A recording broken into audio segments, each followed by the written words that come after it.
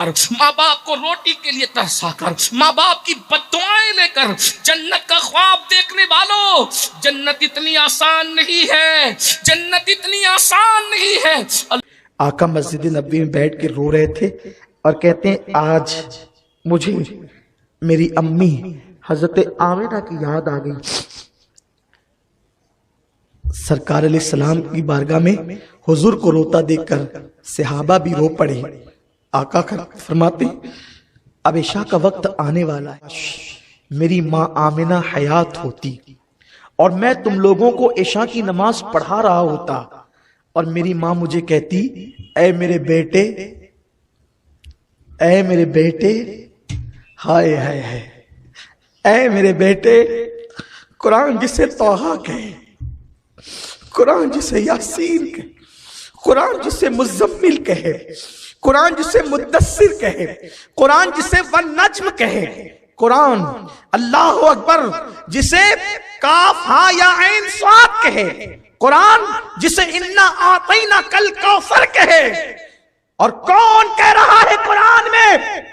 वो अहकमुल हाकिमीन कह रहा है, जिसको खुदा ने जिसके 3000 नाम रखे, नाम 3000 नाम, 3000 नाम है जिस रसूल के। वो रसूल कहते हैं काश मैं इशा की नमाज पढ़ा रहा होता और मेरी माँ मुझे कहती ऐ मेरे बेटे, माँ कहती बेटा मोहम्मद इधर आ। तवज्जो करें, तवज्जो करें।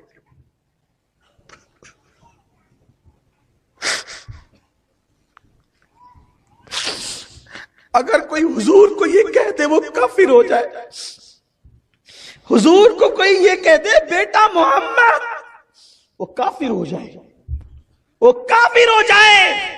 इसलिए कि हुजूर उम्मत के रूहानी बाप हैं। कोई हुजूर को बेटा नहीं कह सकता, कोई हुजूर को बेटा नहीं कह सकता। इसमें हुजूर अलैहिस्सलाम की बेअदबी है और हुजूर की बेअदबी कुफ्र है।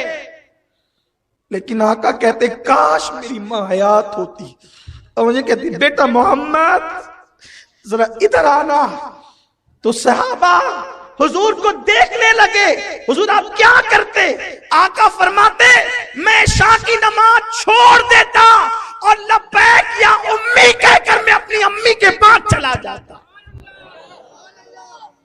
आज हमें इस चेहरे का एहसास नहीं है, इस चेहरे का ख्याल नहीं है, लेकिन याद रखना जब ये चेहरा गुम होगा, कब्र की मिट्टी के नीचे दफन होगा, उस वक्त तुम इस चेहरे को तरस जाओगे, ढूंढोगे।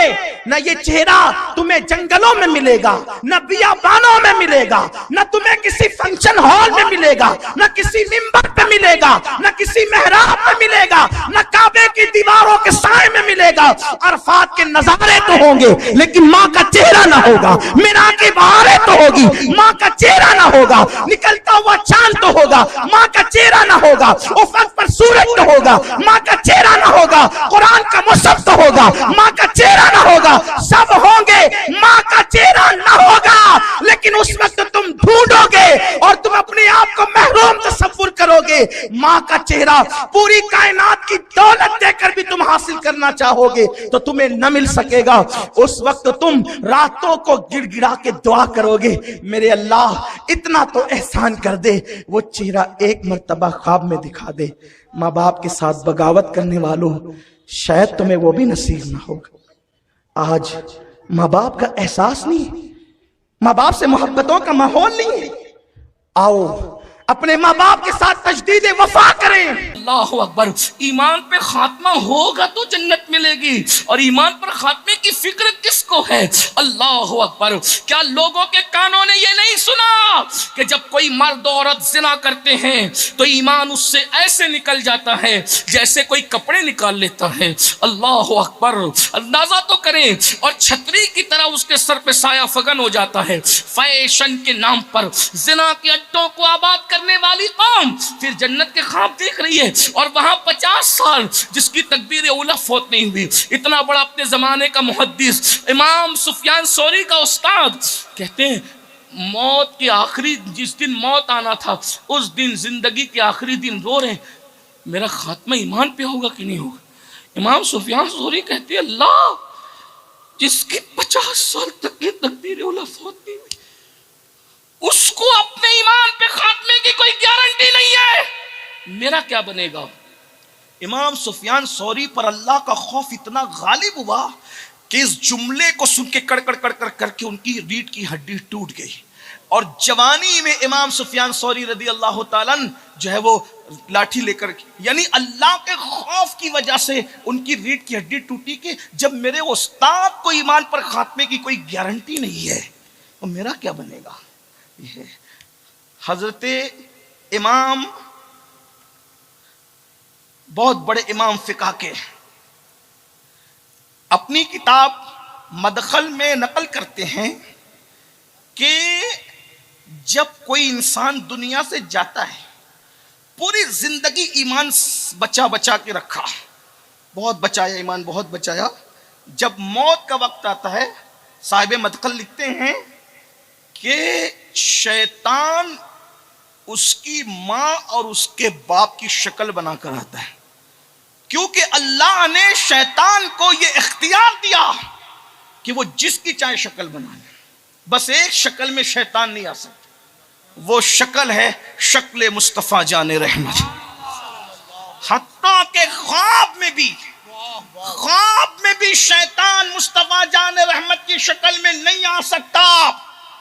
किधर है वो लोग जो मुस्तफा जाने रहमत की तरह होने का दावा करते हैं?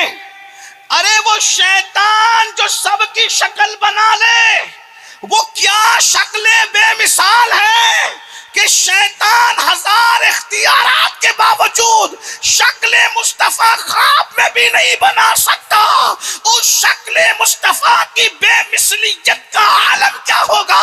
वो कमाल हुस्न हुजूर है कि गुमान नक्स जहां नहीं, यही फूल खार से दूर है, यही शम्मा है कि धुआं नहीं। लम याती नजीर कफी नजरिन मिसले तो नशुद पैदा जाना, जगराज को ताज तोरे सर सोहे है, तुझको शहेदो सरा जाना। लका पतरुन फिल वजहिल अजमल खतहाल माजुल फबरे अजल, तोरे चंदन चंद्र परो कुंडल रहमत की भरन बरसा जाना। उस शक्ल को शैतान भी अपनी शक्ल, वो उस शक्ल में शैतान कभी, क्या बेमिसलियत है हमारे आका की। साहिब मदखल लिखते हैं, शैतान माँ की शक्ल बाप की शक्ल बना के एक को इधर बिठाता है, एक को उधर बिठाता है, और माँ बाप की शक्ल में आके कहता है ईसाई हो जा, क्रिश्चियन ईसाई हो जा, क्योंकि फुला बंदा ईसाई होके मरा तो बहुत आराम में है। यहूदी हो जा, क्योंकि फला बंदा यहूदी रह करके मरा तो बहुत आराम में है। अब बताइए, एक तरफ मौत की तकलीफ है, एक तरफ मौत की शिद्दत है, और माँ की शक्ल में और बाप की शक्ल में शैतान आकर के उसको वरगला रहा है। कैसी कठिन घड़ी होती होगी। आसान है ईमान पे मरना? बच्चों का खेल है ईमान पे मरना? नहीं मेरे भाई, अगर ईमान पे मरना आसान होता तो गौसपाक जैसे लोग ईमान पर खात्मे की फिक्र करते। इतना आसान? हमने तो बस दीन को खेल बनाया। मैं जल्दी जल्दी से पढ़ूं। कुछ लोग है दुनिया में, डर है कि मरेंगे तो काफिर होके मरें। नंबर 1, नमाज में सुस्ती करने वाले, डर है, खौफ है कि अगर मरेंगे तो काफिर होके मरें। नंबर 2, सुन्नते रसूल को जानबूझ के तर्क करने वाले और सुन्नत के मुखालिफत में बिदअत को रिवाज देने वाले। कितनी बिदअत है तुम्हारे माशरे में मेरे भाई। मैं कोई गुस्से में नहीं कह रहा हूं, मेरा अंदाज ही ऐसा है, मुझे माफ करें। वैसे आप मुझे पहचानते हैं कि मैं गुस्से में नहीं कह रहा हूं, लेकिन ये आपसे पूछता हूं कितनी बिदअत है। शादी के मौके पे डीजे बजाना, भाई जो चीज सुन्नत की मुखालिफत में आएगी वही बिदअत हो। बिदअत की इससे जामे तारीफ शायद हम नहीं कर सकते कि बिदअत कहते उसको है जो सुन्नत को मिटाने के लिए इजाद की जाए, ताकि 1857 के बाद के आने वाले मौलवियों को भी होश आए कि हर चीज पे बिदअत की रट न लगाया करो। ये जो कहते हो ना कि जो रसूलुल्लाह के दौर में नहीं वो सब बिदअत है, अगर आप ये कहते हैं कि जो रसूलुल्लाह के दौर में नहीं वो सब बिदअत है, तो फिर आज जनाब के वजूद के बारे में कौन फैसला करेगा? किस कोर्ट से हम लाए ये लिखवा करके कि अगर हुजूर के दौर में जो है जो नहीं था वो सब बिदअत है। बिदअत जिसे दलालत कहा गया है, गुमराही कहा गया है, जहन्नम में ले जाने वाली चीज कहा गया है, उसकी जामे तारीफ फुक़हा के नजदीक यही है कि रसूलुल्लाह की सुन्नत के मुकाबले में जो चीज ईजाद की जाएगी उसको बिदअत कहा जाता है। वरना यहां तो बुजुर्गों के मजार पे चादर चढ़ाने को भी कहा, यह भी गुमराही है। मैंने कहा अगर मुस्लिम की हदीस से बता दूं कि सहाबा ने चादर चढ़ाई थी रसूलुल्लाह के मजार पर, तो क्या बात है, उठाइए ना मुस्लिम शरीफ, हदीस के अल्फाज है कतीफतुल हमरा। बुर्दा भी चादर को कहते हैं, कतीफा भी चादर को कहते हैं, बुर्दा सादी चादर को कहते हैं और कतीफा बेल बूटे वाली चादर को कहते हैं। सहाबा कहते हैं नबी के मजार पर बुर्दा नहीं चढ़ाई गई, नबी के मजार पर कतीफा चढ़ाई गई, यानी जिस चादर पर बेल बूटे बने थे हमारा सुर्ख रंग की चढ़ाई, सुर्ख रंग की चढ़ाई गई। हाँ, अब इसमें इख्तिलाफ हो गया कि चढ़ाई अंदर गई या चढ़ाई ऊपर गई। बाकी अगर अंदर भी चढ़ाई गई तो भी आप कामयाब नहीं और ऊपर चढ़ाई गई तो आप भी कामयाब नहीं, इसलिए कि ना आप ऊपर चढ़ाते हो ना आप नीचे चढ़ाते हो। लेकिन 12 चादर का चढ़ाना सहाबा से साबित हो गया। अब अपने अपने जौक की बात है, अगर ऊपर चढ़ाना हो तो ऊपर चढ़ा लो, नीचे चढ़ाना हो तो नीचे चढ़ा लो, मगर चिढ़ा मत करो। चढ़ाने की बात है, चिढ़ने की बात नहीं है।